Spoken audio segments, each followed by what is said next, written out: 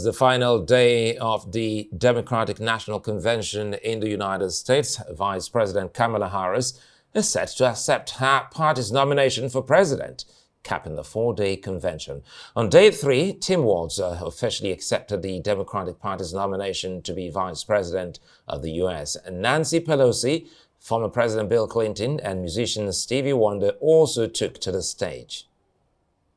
It's the honor of my life to accept your nomination for Vice President of the United States.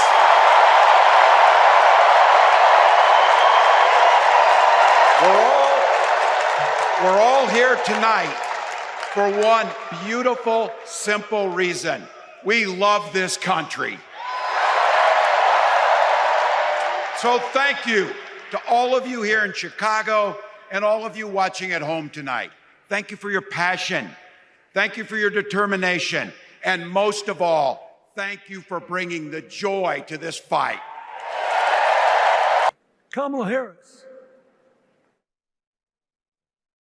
this race, who has the vision, the experience, the temperament, the will, and yes, the sheer joy to get something done.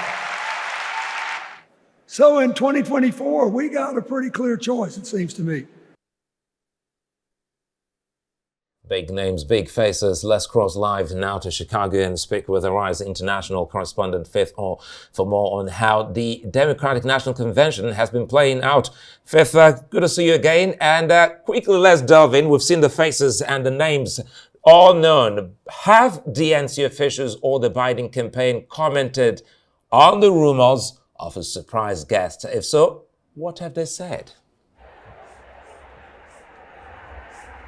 Well, it wouldn't be a surprise guest if the DNC officials were going to tell us who it was, I suppose. What we have heard here is that Beyoncé might be lurking backstage. We know that a couple of her songs have been through a sort of sound check process, the light shows all tested. She has not been on the stage, but a lot of people think she is maybe just behind the scenes. We do know that Pink will be performing. We did see a sound check from her earlier. Of course, the main speech this evening will be Kamala Harris as she accepts a nomination to be President of the United States. She will lay out her vision for the future of America as its first female president. We are also going to hear from Elizabeth Warren and Gretchen Whitmer tonight. But yes, as you said there, rumours of a surprise guest. Could be Beyoncé. We just need to wait and see. Well, Atlas, you've been able to tell me just one of my favorites, Pink. But again, are there any unusual security measures or logistical changes that might suggest a high-profile surprise appearance? Well, to be honest, no, because when it comes to the people that have already been at this convention, I mean, the President of the United States has spoken here, former presidents have spoken. With the greatest of love to Beyoncé, they're not going to update the security measures for her when Joe Biden has been here, and potentially, you know, the Vice President Kamala Harris, potentially the next president, is also here tonight. So I think, no, the levels of security are already as about amped up as they could possibly be. And that's a good thing, because tonight we are expecting one of the biggest protests of the week to take place. We saw a big protest on Monday, slightly smaller ones Tuesday, Wednesday. We do think the protests are going to be in their thousands tonight. Of course, most of them very angry about the Democratic stance on Israel's war on Gaza and the shipping of aid and the shipping of arms and the handing over of cash to Israel for that conflict. So lots of security in place. I'd say probably even more so tonight, just because Kamala Harris will be on the stage and because they expect the protest to be big.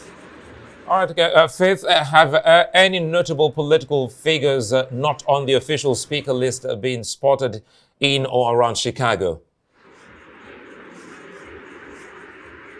Oh, I think everyone who's anyone is in and around Chicago at this time. I mean, there's just constant motorcades going past, helicopters coming and going. But no, I think the big speakers, the big political speakers, have all been well documented for quite an amount of time. You know, we heard from Bill Clinton, Hillary Clinton, we heard from Barack and Michelle Obama, Joe Biden, Jill Biden. So no, I mean the who's who of the Democratic political party, they've all been here. They've all been well listed in advance. And they've all had very interesting things to say. I mean, we heard from Bill Clinton last night, of course, the 78-year-old former president, just openly mocking Donald Trump on the stage just behind me. I stood in this very spot last night and listened to him give that speech.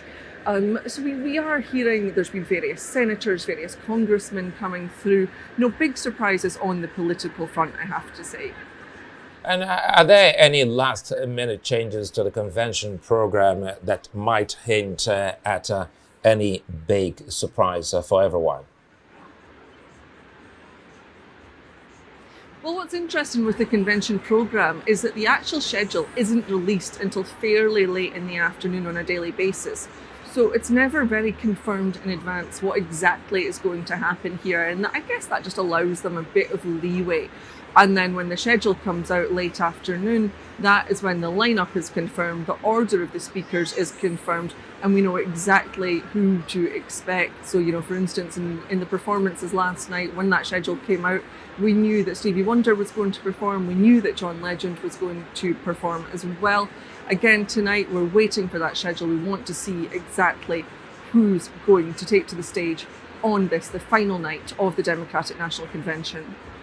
And fifth one, last one. How has have the officials been managing security so far?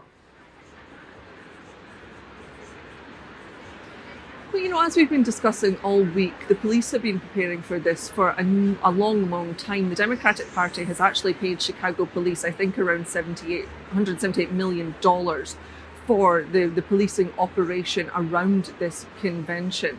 Now, the city itself is busy. There's roadblocks everywhere, as you would expect. There has been bomb threats around the city, you know, as I mentioned earlier in the week, including in the Arise Cruise Hotel.